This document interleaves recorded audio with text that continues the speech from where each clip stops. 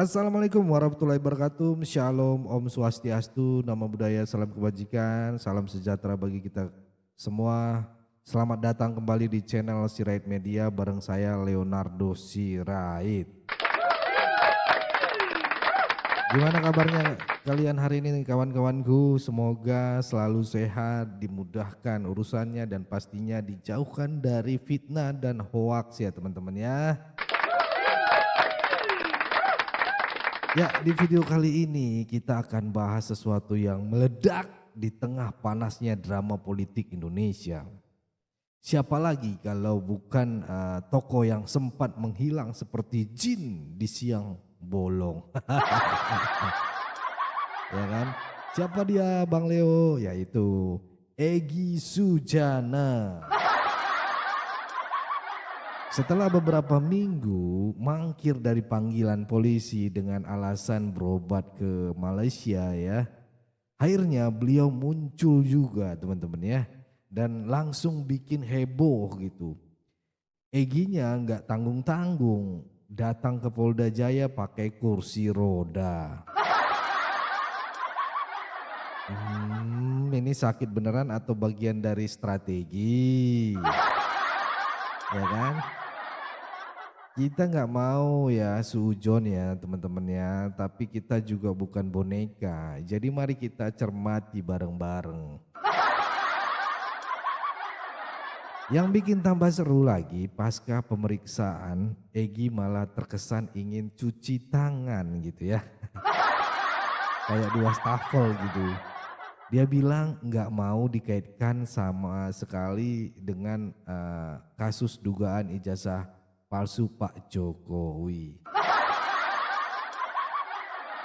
Lah lo bukannya kemarin rame-rame bareng Rosuryo, Rismon, Tifa dan kawan-kawan lainnya gitu ya. Kok sekarang kayak lagi main petak umpet gitu ya. Petak umpet tanggung jawab ya. Apakah ini tandanya gerakan ini mulai pecah kongsi?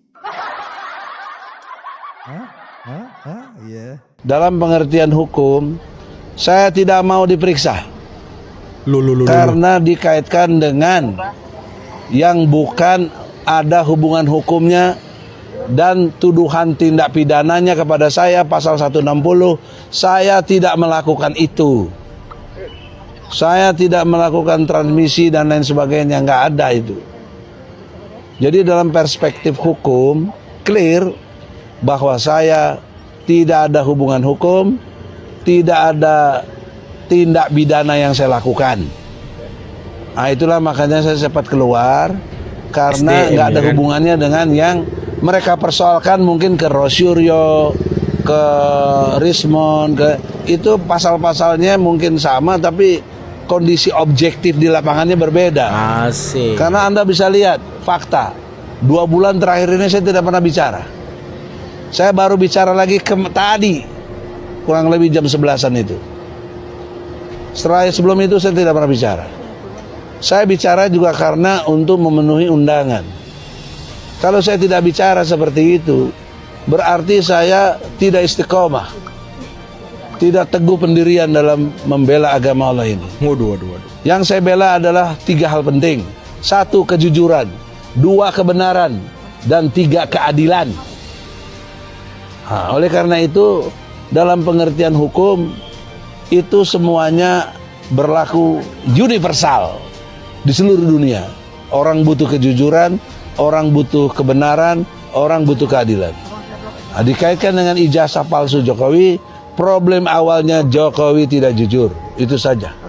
Saya di situ saja. Saya nggak ada kepentingan politik apapun. Karena saya tekun sejak awal tahun 2021 akhir, 2002, 2003, 2004, sekarang 2022, kan? Saya tetap konsisten dalam konteks pendirian untuk menegakkan kejujuran, kebenaran, dan keadilan. Jadi, saya tidak ingin digabungkan dengan teman-teman lain yang tindak pidananya secara substansinya berbeda, lalu disamakan. Saya tidak ingin di situ. Jadi, itulah saya cepat keluar dari pemeriksaan ini. Dari hasil pemeriksaan, Egy mengaku tidak pernah berbincang tentang ijazah palsu selama 2 bulan terakhir. Bahkan kesannya dia ingin menegaskan bahwa itu bukan urusan saya. Nah, pertanyaannya ya, kalau memang tidak terlibat, kenapa dari awal ikut bersuara? Jangan-jangan ketika Bohir memberikan dukungan gitu kan, ataupun dana gitu kan untuk membuat kegaduhan ini, dia ikut tanda tangan gitu kan. Apa jangan-jangan ini strategi menyelamatkan diri sendiri? Atau memang dari awal hanya ikut-ikutan? Dan lucunya lagi ya, Egy malah secara tak langsung ya seperti ingin menumbalkan nama-nama seperti Rosuryo, Rismon. Waduh, kalau ini beneran berarti sudah bukan lagi gerakan kolektif, tapi jadi lomba siapa paling cepat lepas tangan.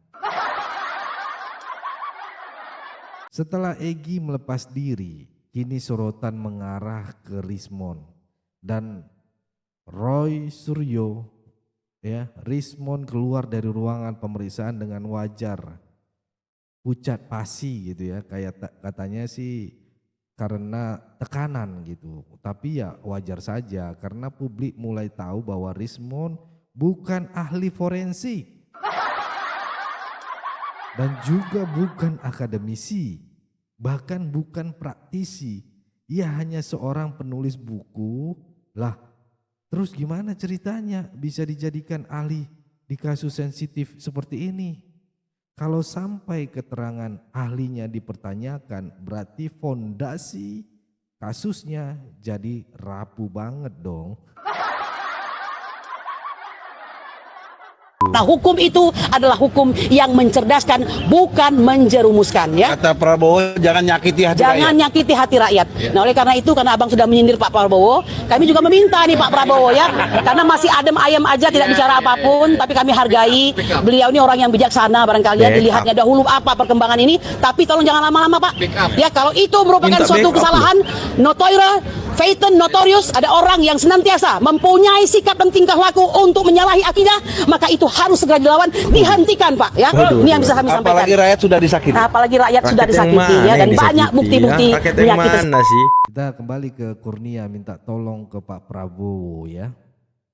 Yang makin lucu ya, beredar kabar bahwa Kurnia salah satu tokoh dari kubu penggugat ijazah Pak Jokowi ya, sampai mohon-mohon minta dukungan ke Pak Prabowo. Lah emangnya Pak Prabowo itu superhero yang bisa datang menyelamatkan siapa saja yang terjerat kasus? No, dia nggak ada urusan dengan kayak gitu ya. Pak Prabowo sendiri sudah jelas banget dalam pidatonya, ngapain sih ribut soal ijazah? Nanti ijazah saya juga diusut katanya. Itu artinya beliau ingin fokus pada pembangunan dan agenda negara, bukan politik adu domba dan isu yang gak produktif.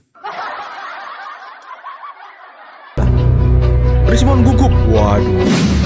Inti dari atau konstruksi pertanyaan itu mirip-mirip gitu ya. Apakah kami berwenang atau memiliki otoritas untuk meneliti ijazah dan skripsi Joko Widodo? Dari mana kami dapatkan sumber yang kami kaji, yang kami foto lembar pengesahan skripsi pada saat pada pertemuan 15 April 2025 di UGM. Terus apakah kami mengenal TPUA? Itu semua ya sebenarnya semua orang udah tahu ya bahwa kami tidak berafiliasi, tidak tidak berkorelasi dengan TPUA. Hanya pada tanggal 15 April kami dipanggil sebagai ahli. Kita bergeser ke TPUA bubar jalan kalau saya bilang teman-teman ya. Ada juga pengakuan dari Rismon yang katanya tidak beraliviasi ya dengan TPUA katanya. Lah, padahal selama ini sering tampil bareng di acara TV, berdiskusi, podcast, bahkan konferensi pers gitu ya bersama TPUA. Kan ada jejak rekamnya ya mereka ini ya. Kok bisa-bisa tiba-tiba amnesia kolektif gitu ya. Lupa ingatan ini kawan ini. Apa karena takut pasalnya makin berat kalau terlibat dalam organisasi tertentu ini ya kan? Nah ini yang menarik teman-teman. Saat tekanan hukum mulai datang, semua mulai pisah jalur. Ini yang sering perpecahan itu terjadi. Semua mulai gue bukan siapa-siapa. Semua mulai gue nggak kenal dia. Sungguh drama sinetron politik yang bikin geleng-geleng kepala. Dalam pandangan kami dua orang ini juga tidak memiliki kompetensi dan kapasitas untuk melakukan analog forensik. Betul. Ya. Karena kita sepakati dan kita ketahui bersama ijazah ini dalam bentuk kertas, sesuatu yang analog yang diuji secara analog bukan dengan digital. Nah, sementara mereka kan mengklaim sebagai ahli di bidang itu. Jadi kalaupun ahli di bidang itu tidak compact dengan objek yang mau diteliti. Kedua, dari segi kompetensi kami juga masih melihat jejak pendidikan maupun pekerjaan yang dilakukan oleh kedua orang ini juga tidak berkaitan dengan forensik analog. Yang ketiga, kami berpandangan memang kedua orang ini juga selama ini sudah tendensius dan punya kepentingan. Kenapa? Karena di dalam beberapa kesempatan bisa bicara bahwa ingin mengasingkan Pak Jokowi. Ada lagi mempersoalkan, ujug-ujug mempersoalkan link sosmed anaknya Pak Jokowi yang berkaitan dengan judul. Jadi sudah di luar konteks, karena di dalam hukum acara lagi-lagi Mbak, ini nothing personal ya. Dalam hukum acara ahli itu harus independen, objektif, dan betul-betul menguasai bidang yang akan diuji. Sementara kalau kami melihat ini sudah agak jauh ya. Contoh, Polda sudah memeriksa 7 ahli Mbak ya. Coba kita lihat, dari semua 7 ahli tidak pernah ada satu orang pun yang bicara di media atau memberikan kesimpulan-kesimpulan. Mereka duduk diam, nanti menerangkan di pengadilan. Itu yang benar. Gitu. Wow, emang sih Royster dan Rismon bukan ahli teman-teman ya. Kalau Rismon ya hanya penulis buku kayaknya. Kata dalam satu pertemuan tuh jaksa se-Indonesia, ada polisi, ada bupati. Jangan sekali-kali korupsi. Saya sudah tahu siapa yang korupsi, bagaimana cara dia korupsi. Saya gigit sendiri sekarang. Takut jaksa-jaksa itu. Takut, sehingga menyusul pidato itu saya usul ke Pak Jokowi, Pak Presiden. Itu di kejaksaan ada TP4D, Tim Pendampingan Perencanaan Pembangunan Daerah. Itu yang mengerjakan jaksa. Setiap pemerintah daerah ingin membuat pembangunan, konsultasi dulu ke jaksa. Ya kan? Kan bagus kan? Agar tidak melanggar. Tapi di dalam banyak kasus diperas. Pokoknya kamu saya buatkan surat bahwa perencanaan sudah benar, tapi dapat uang sekian jaksa-jaksa itu. Diusulkan dibubarkan. Jadi mata pencarian baru ya kan. Panggil, kumpulkan uang jaksa. Ada saya, ada apa. TP4D dibubarkan. Habis langsung dibubarkan saat itu juga. Keluar dari ruang itu jaksa agung bilang ini Pak Presiden sudah memerintahkan dibubarkan. Bubarkan. Takut jaksa itu. Polisi apalagi. Nah, tidak pernah kita bikin gaduh loh. Mereka ini adalah ilmuwan loh, hargai loh ya. Mereka ini ya ilmuwan yang hargai ilmuwan. Ketawa loh, diketawain loh. Apa Andi ya? Tidak pernah bikin gaduh. Jadi jangan nanti di framing lagi ini bikin gaduh.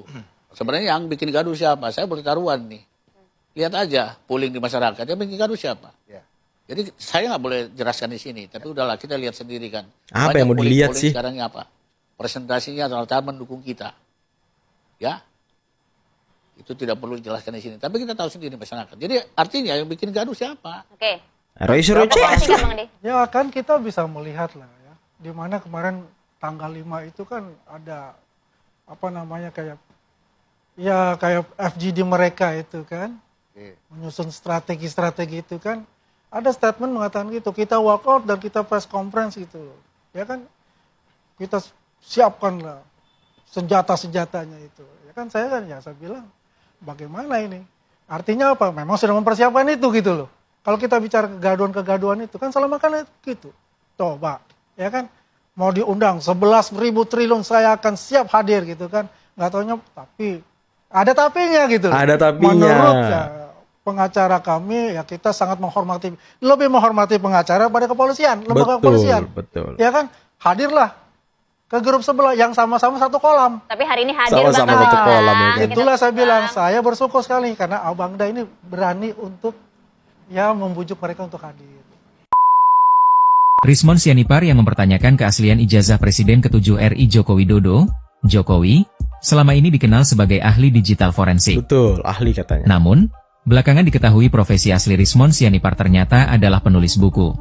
Penulis buku? Bahkan, selama ini Rismon Sianipar mendapat sumber penghasilan dari penjualan buku di Amazon, sebuah perusahaan penyedia internal pasar online. Hal tersebut diungkapkan langsung oleh Rismon melalui kanal YouTube Baligi Academy, Kamis, Pikir ahli, 3 Juli ya kan? 2025. Sejak dilaporkan ke polisi, Rismon Sianipar kini kerap muncul di layar kaca televisi. Bahkan, ia juga kerap keliling ke kota Solo hingga Yogyakarta untuk menggali informasi mengenai ijazah Asik. S1 Jokowi. Main detektif-detektifan. Rismon juga sempat terjun langsung ke lokasi kuliah kerja nyata, KKN, Jokowi di Kabupaten Boyolali, Jawa Tengah. Sumber dana untuk melakukan itu semua pun menjadi bahan perbincangan. Rismon mengaku bahwa dirinya merupakan seorang penulis dan programmer. Rismon juga menjelaskan bahwa ia masih mendapat gaji dari royalti penjualan buku yang ia tulis saat 5 tahun lalu. Waduh, penulis Pria buku berusia rupanya. 48 tahun tersebut mengaku akan beralih profesi jika kasus ijazah Jokowi ini rampung. Ia tidak ingin lagi menjadi peneliti. Rismon Emang sejak mengaku kapan lebih ingin sih menjadi dia YouTuber jadi edukasi dan penulis peneliti? novel. Ia menegaskan tidak ingin mendapat jabatan apapun setelah perkara ijazah Jokowi ini selesai. Rismon Sianipar juga mengaku tidak berniat bekerja di sebuah perusahaan karena ia mengakui bahwa dirinya tidak bisa diatur. Waduh, ngeri Beberapa kali. karya tulis buku milik Rismon Sianipar tercantum di dalam CV dari situs Universitas Mataram, Unram. Berikut buku yang ditulis Rismon. Roy Suryo, ahli atau ngaku-ngaku. Dan Roy Suryo pun kena getahnya gitu. Disebut-sebut sebagai ahli digital forensik, ya kan? Padahal banyak pihak yang ragu akan sertifikasinya, latar belakang pendidikannya, bahkan kapabilitasnya gitu ya. Jangan-jangan ini ahli dadakan karena sering nongol di TV. Kalau memang ahli, mana hasil jurnalnya? Mana hasil penelitian yang bisa diuji validitasnya gitu ya. Kalau cuman jago komentar tapi nggak punya kredibilitas gitu kan, ilmiahnya gitu kan, ya susah juga kalau diminta jadi saksi ahli ya. Di sini saya mau ngasih penutup apa yang bisa kita pelajari dari kasus ini. Teman-teman, dari drama ini kita belajar satu hal. Ketika seseorang membawa isu ke publik tanpa dasar yang kuat ya, cepat atau lambat akan terungkap mana yang serius dan mana yang sekedar mencari sensasi. Isu ijazah palsu ini sudah terlalu lama jadi alat gorengan politik ya, tapi semakin hari semakin banyak aktor yang terlibat cuci tangan. Saling menyalahkan ya, bahkan berpaling dari rekan-rekannya sendiri. Ya. Semoga proses hukum berjalan adil dan pastinya transparan ya. Dan semoga masyarakat makin kritis serta tidak gampang terhasut oleh gerakan yang lebih banyak dramanya daripada datanya. Ya. Itu aja dari saya teman-teman, jangan lupa like, subscribe, dan tinggalkan komen kalian, share video ini teman-teman biar sampai ke Roy Suryo dan kawan-kawan ya kan. Kalau kamu punya pendapat soal perpecahan gerakan anti Jokowi ini, tulis di kolom komentar ya. Kita diskusi santai tapi cerdas gitu loh. Apakah menurut teman-teman gerakan ini murni demi keadilan atau hanya panggung politik dari sensasi gitu ya? Atau ada yang mendanai ini gitu ya? Ayo kita berbagi pandangan, sampai ketemu di video selanjutnya. Pesan saya tetap jaga persatuan Indonesia, lawan hoaks, dan NKRI harga mati.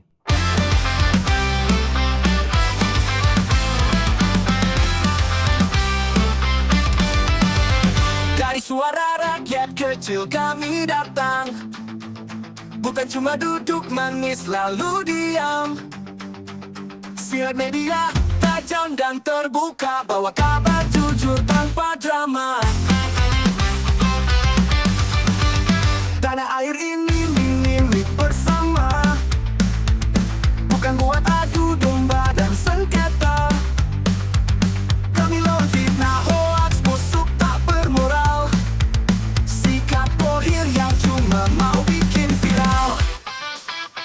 Tanah air ini milik bersama, bukan buat adu domba dan sengketa. Kami lawan fitnah, hoaks, busuk tak bermoral, sikap bohir yang cuma mau bikin viral.